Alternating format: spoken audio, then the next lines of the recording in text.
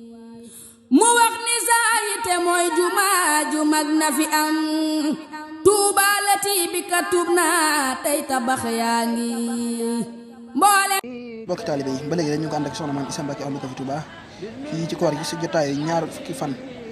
ak benn fii si résidence Xaadimu Rasuul waaye ba léegi rek ngeen gis noonu équipe bu café gi nekk noonu ginnaaw bi nga xam te ni nag café gi noppi na ba na suukar waaye di tàngal ngir waajal ko ngir mën ko yóbbu ci mbokki taalibe yi nga xamante ni mooy commission yi nga xam ne ñoo ne ci lal yi kon nga xam ne ñu ngi suukar ñi tàngal di tàngal waaye da leen fàtte rek ñu ngi ko ànd ak seen site bi ñu naan Ahlu Café TV ndogu yi nga xamante ne moom la soxna Maam Issa Mbacké def si jàmm yàlla yi waaye ñu doon mbokki taalibe rek ginnaaw bi nga xam ne ni café bi ëpp noppi na waaye nag yu si des en attendant ñu ngi koy suukar lii ñu koy tàngal ngir waajal yóbbu si nga xam ne moo di commission yi waaye ba léegi rek ngeen gis noonu rek mbokki taalibe yi waaye commission P bi nekk noonu ñu ngi dagg di dagg waaye ñu ngi soos waaye nag bu ñu daggee ba noppi rek daal di soos daal di koy jébbal nag ki nga xamante ni moo di jëwriñ baytaala waaye nag buñ ne baytaala ku ne xam ne mooy jëwriñ Madiana ak Sam moom lañuy jox li nga xam ne ni moo di mburu bu soosé ba noppi rek moom tamit mu distribué ko li nga xam te ni moo di sidi ku ne xam ne carnet boobu nga xam te ni moom la baytaala yor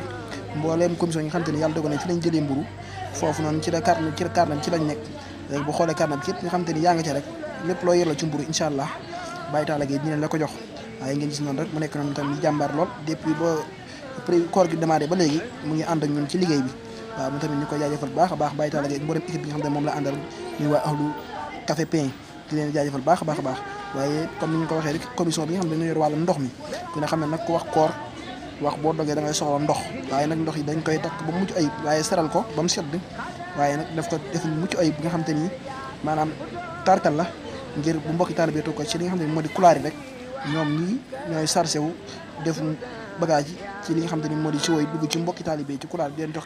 ndox mi ngir lépp li nga xam ne am na ci kulaar bi incha allah dina am ci lal yi dina am ci kulaar yi noonu tamit ñu ngi leen jaajëfal bu baax a baax ci liggéey bu am solo boobu waaye ba léegi rek mbokki taalibe yi ñu ngi toog ci taaxal nga xam moo di waxtu incha allah ngir ñu amal li nga xam te moo dëgg waaye gis ngeen sunu mbokki yaay ñëpp rek ñoom tamit ñu ngi toog waaye ànd ak mbégte nga xam ne suñu mbokki jógee ñoom daanaka buñu tiimee xéwale dañu daal di kontaan lool sax waaw macha allah ñu tamit ñu jàmbaar lool ñu ngi leen jaajëfal bu baax leen fàttali rek 21e jour la ci weeru koor gi édition 2024 ñu ànd ko soxna Maam Issa Mbacké Ahlu Café Touba waaye ñu ne suñu mbokk yaay nekk nañu ko xam ne soxna Maam Issa Mbacké Ahlu Café Touba xéewal yi nga xam ne ni moom lañu def te mbokki taal bi tax koo jóg moom lañ ciy jàppale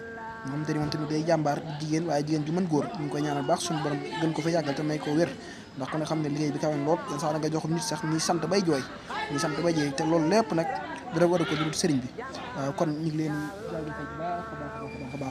leen jaajëfal baax a baax ci liggéey ba nga xam ne moom la soxna Maam Issa Mbacké Ahlu Café di liggéey si jaam yàlla yi waaye gis ngeen mbokki taalibe rek Ahlu Café Touba yokk ba bu ñu yokkee nag ku ne xam ne sooroon yi nga xam ne moom la Cheikh Sidi Moutar yokkoon ñii ñoo fare woon yëpp bañ koy liggéey waaye nag ba liggéey bi ba noppi dañoo indiwaat lal bi fii ci kër Sëriñ Touba yi nga xamante ni moo ne si jumaa ji waaye ànd ak soxna Maam Issa Mbacké Ahlu Café si njiital jëwriñ soxna May Bousso sunu maam Thierno Ndiaye ak yaay Fat Diagne soxna Assou Sall ak mboolem ñi nga xam ne ñoom la seq liggéey bi ñu ñëw fii ci kër Sëriñ Touba gi ànd ak ñi nga xam ne moo di soxna Maam Issa Mbacké Ahlu Café ci liggéey bi waaw ba léegi rek ñu ngi leen di jaajëfal bu baax a baax waaye mbokki taalibe yi ba léegi rek ñu ngi toog di taax li nga xam ne di waxtu bi leen wax ne rek muy leen di seetaan seen télévision Ahlu Café TV ngir boo dem information bi xam moo boo si liggéey sëñ bi dinañ ko bëral di jaajëfal baax mboolem ñi nga xam ne ñu ngi seetaan dina safoo saa su ne ñu ngi leen jaajëfal baax di wax ne rek dig daje incha allah bu subaatee jàmm soobee yàlla jërë ngeen jëf